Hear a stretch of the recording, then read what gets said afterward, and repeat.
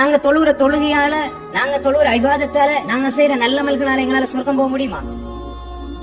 இபாதத்தால சொர்க்கம் போக முடியாது. சொர்க்கம் நம்முடைய இலக்கும் கிடையாது. அல்லாஹ்வுடைய திருப்பொருத்தம், அன்புதான் இலக்கு. அதை வச்சுதான் நல்லா சொர்க்கம் தருவான். நாங்க பிறந்ததில் இந்த இறக்கும் வரை நெத்திய சஜதால வைத்தால் கூட இந்த கண் அல்லாஹ் தந்திருக்கிறானே, இந்த ஞாபகத்துக்கு நன்றி செலுத்தியவர்களாக முடியாது. கோடான கோடி உங்கள்கிட்ட வந்து கொட்டினாலும் கண்ணை கொடுப்பீங்களா?